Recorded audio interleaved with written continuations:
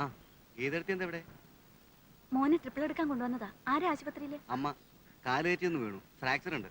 അയ്യോ, എന്നിട്ട് അറിഞ്ഞില്ലല്ലോ. ഏത് മുറിയില്ല? മോളിലാ. ഞാനും വരാം. കുഞ്ഞമ്മ മോനെ ഒന്ന് പിടിച്ചേ. വരൂ.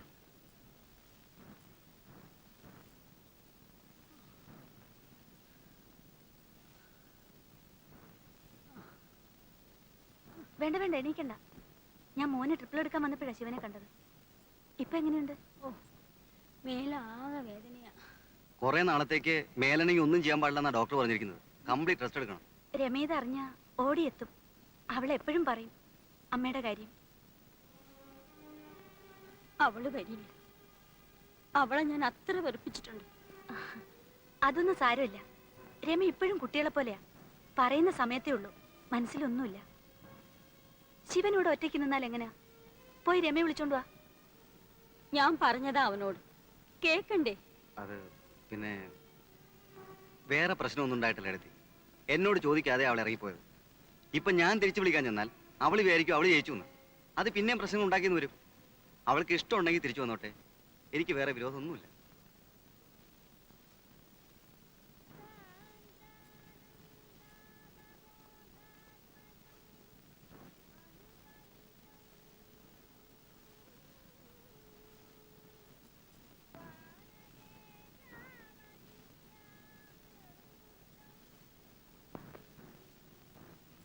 എന്നോട് മിണ്ടാൻ രമയ്ക്കും വിഷമമുണ്ടോ? പേടിക്കണ്ട. ഇവിടെ ആവുമ്പോ അച്ഛനും ചേട്ടനും ഒന്നും കാണില്ല. അച്ഛന്റെയും ചേട്ടന്റെയും സ്വഭാവത്തിന്റെ ഒരു അംശം രമയുടെ സ്വഭാവത്തിലുണ്ടല്ലേ? അതുകൊണ്ടല്ലേ എടുത്തി ഞാൻ അങ്ങോട്ട് വരികയോ ഏടത്തിയോട് സംസാരിക്കുകയോ ചെയ്താ അത് കൂടുതൽ പ്രശ്നങ്ങൾ ഉണ്ടാക്കിയാലോ എന്ന് വെച്ചിട്ടാ. മോനെ ഒന്ന് കാണാൻ എത്ര പ്രാവശ്യം ഞാൻ ആ ജനലിൽ കൂടെ നോക്കിയിട്ടുണ്ടെന്നോ? അതല്ല ഞാൻ പറഞ്ഞത്. നീ ശിവന്റെ വീട്ടിൽ നിന്ന് വന്നിട്ട് ഇപ്പൊ എത്ര നാളായി? നീ വന്ന വിവരം അറിഞ്ഞപ്പോ ആദ്യം തമാശയായിരിക്കും എന്നാ കരുതിയത്. പിന്നെ തോന്നി സൗന്ദര്യപ്പണക്കാണെന്ന്. ഇപ്പൊ കുറെ നാളായില്ലേ രമേ? എന്താ നീ ഉദ്ദേശിച്ചിരിക്കുന്നത്? അതൊന്നും ഏടത്തിക്കറിയില്ല. ഇല്ല, പക്ഷെ ഒന്നറിയാം, കൂടുതൽ അബദ്ധത്തിലേക്കാണ് ഈ പോക്കെന്ന്. നിന്റെ ഇഷ്ടത്തിന് നീ തന്നെ തെരഞ്ഞെടുത്ത ആളാണ് ശിവൻ, അല്ലേ? അങ്ങനെ എന്തെങ്കിലും അഭിപ്രായ വ്യത്യാസങ്ങൾ ഉണ്ടെങ്കിൽ തന്നെ അത് നിങ്ങളല്ലാതെ മറ്റാരും അറിയാതിരിക്കുന്നതാണ് നല്ലത്. എന്റെ സ്ഥാനത്ത് ഏടത്തിയായിരുന്നെങ്കിൽ ഇതിനു മുൻപ് അവിടുന്ന് പോന്നേനെ. ആ തള്ള അത്രയ്ക്ക് എന്നെ വേദനിപ്പിച്ചിട്ടുണ്ട്. അവര് പറയുന്നൊക്കെ ശിവൻ ചേട്ടന് വേദവാക്യ. എന്റെ വാക്കിന് അവിടെ ഒരു വിലയില്ല. ശിവനെ പ്രസവിച്ച് വളർത്തി വലുതാക്കിയത് ആ സ്ത്രീയാണ്. അവന്റെ മേൽ നിനക്കുള്ളതിനേക്കാൾ സ്വാതന്ത്ര്യം ആ അമ്മയ്ക്കുണ്ട്. എന്നുവെച്ച് അവർ ചെയ്യുന്നതൊക്കെ ശരിയാണെന്നല്ല ഞാൻ പറഞ്ഞു വരുന്നത്. സ്വന്തം മകനിലുള്ള സ്വാതന്ത്ര്യം പെട്ടെന്നൊരു ദിവസം മറ്റൊരു പെൺകുട്ടിക്ക് മുമ്പിൽ നഷ്ടപ്പെടുമ്പോൾ ചില അമ്മമാർക്ക് അങ്ങനെ തോന്നും. അതൊക്കെ കണ്ടില്ലെന്ന് വെക്കുകയാണ് വേണ്ടത്. ആ അമ്മ ഇനി എത്ര കാലം ഉണ്ടാവും? നാളെ ഒന്നിച്ച് ജീവിക്കേണ്ടവർ നിങ്ങൾ മാത്രമല്ലേ? ഞാനിന്നലെ ശിവനെ കണ്ടിരുന്നു. എവിടെ വെച്ച്? ആശുപത്രിയിൽ വെച്ച്. ആ അമ്മ സുഖമില്ലാതെ കിടക്കുകയാണ്. മറ്റൊരാളുടെ സഹായം ഇല്ലാതെ കുറെ നാളത്തേക്കെങ്കിലും അവർക്ക് നടക്കാൻ കഴിയില്ല. എന്നെ വേദനിപ്പിച്ചതിന് ദൈവം കൊടുത്ത ശിക്ഷയാ. പക്ഷേ അത് നിന്നെ രക്ഷിക്കാനും കൂടിയാണ്. ഇതുപോലൊരവസരം നിനക്കിനി കിട്ടില്ല രമേ. ഒരു മരുമകളുടെ ആവശ്യം ഇപ്പോഴാണ് അവർക്ക് മനസ്സിലാക്കി കൊടുക്കേണ്ടത്. അത്ര ആവശ്യമുണ്ടെങ്കിൽ ശിവൻ ചേട്ടൻ വരട്ടെ എന്നെ വിളിക്കാൻ. വിവാഹം കഴിഞ്ഞാൽ ഭർത്താവിന്റെ വീടാണ് പെൺകുട്ടികളുടെ വീട്. സ്വന്തം വീട്ടിൽ അവൾ എന്നും ഒരു ഭാരമായിരിക്കും, നീ അടക്കം. സ്നേഹമുള്ളതുകൊണ്ട് മറ്റുള്ളവരാരും അത് പറയില്ലെന്ന് മാത്രം. ആരും വിളിക്കാതെ തന്നെ നീ തിരിച്ചു ചെല്ലണം. അവർക്കൊരാപത്ത് വരുമ്പോൾ നീ മാത്രമേ ഉണ്ടാവൂന്നവർ മനസ്സിലാക്കണം. നോക്ക്, നിനക്ക് നല്ലത് വരണമെന്ന് ആശ കൊണ്ടാ ഏട്ടത്തി ഇങ്ങനെ നിർബന്ധിക്കുന്നത്. രമേ, വേണ്ടെന്ന് വെക്കാൻ എളുപ്പമാണ്. പക്ഷേ കൈവിട്ടു പോകുന്നൊന്നും പിന്നീട് തിരിച്ചെടുക്കാൻ കഴിഞ്ഞെന്ന് വരില്ല.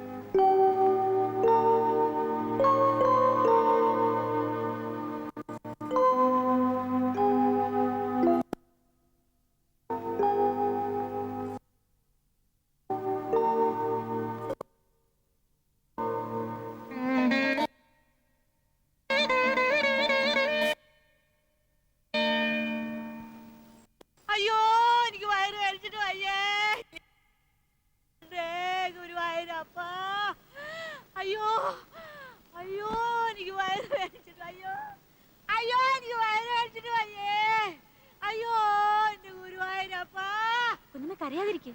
അയ്യോ എന്റെ മോളെ എനിക്ക് വയറ് വേദനിച്ചിട്ട് വയ്യേ എടി ദഹനക്കേടാ, ഇഞ്ചി വേണേ ചേച്ചി വായോട്ട് ഒഴിച്ച് കൊടുക്ക്. ഇഞ്ചി വേണോ?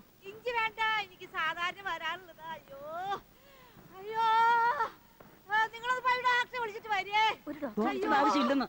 ഇത് കണ്ടില്ലേ, വേഗം വിളിച്ചോണ്ട് വാ.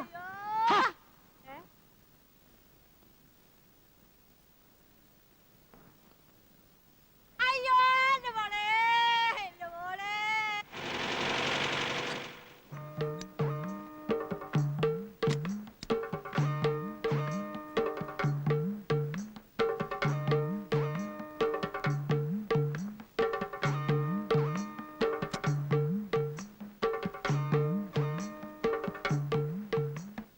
ഡോക്ടർ വന്നാ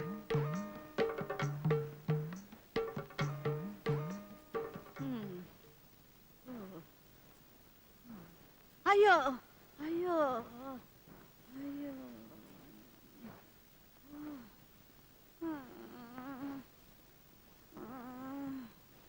എന്റെ ഗുരുവായൂരപ്പാ.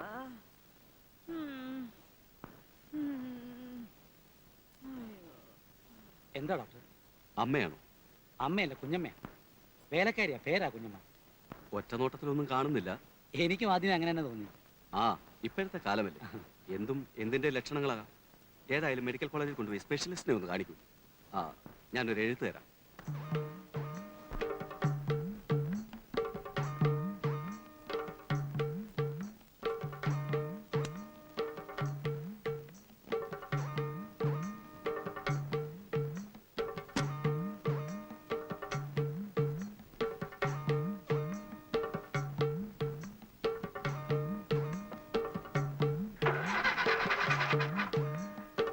സാറേ, ഓ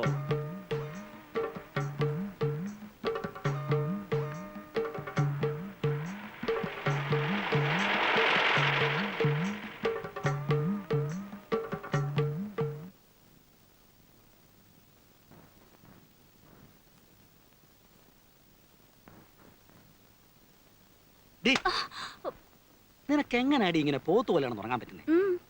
ആ കുഞ്ഞമ്മയുടെ കാര്യം ആലോചിച്ചിട്ട് ഒരു സമാധാനമില്ല. കുഞ്ഞമ്മയ്ക്ക് ഇപ്പൊ കുറവുണ്ടല്ലോ. ആരുടെ അസുഖത്തെ പറ്റി അല്ലെന്ന്. അവരെ ഇവിടെ എങ്ങനെ ഒന്ന് പറഞ്ഞയക്കാതെ മനസ്സിന് ഒരു സമാധാനമില്ല. സുഖമില്ലാതിരിക്കുമ്പോ നമ്മൾ എങ്ങനെയാ പറഞ്ഞയക്കുക? എന്റെ പൊന്ന് ഈരെ, അവർക്ക് ഒരസുഖവും ഇല്ല. ഒക്കെ തന്നെത്താൻ തീരുമാനിച്ചാ മതി. തീരുമാനിച്ച കാര്യമായി പറയുന്നത്. നല്ല തടിമുടുക്കുള്ള ആമ്പളുണ്ടോ അവർക്ക്? കൊണ്ടുപോട്ടെ മെഡിക്കൽ കോളേജിലോ എവിടെങ്കിലും. ഈ മാസത്തെ ചെലവ് എത്രയാണെന്നറിയോ?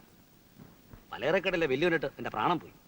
ഓ, ലോകത്തെവിടെ യുദ്ധം ഉണ്ടായാലും വിലക്കയറ്റം ഉണ്ടാകുന്ന ഈ നാട്ടിലാണ് എൻ്റെ ഈശ്വര.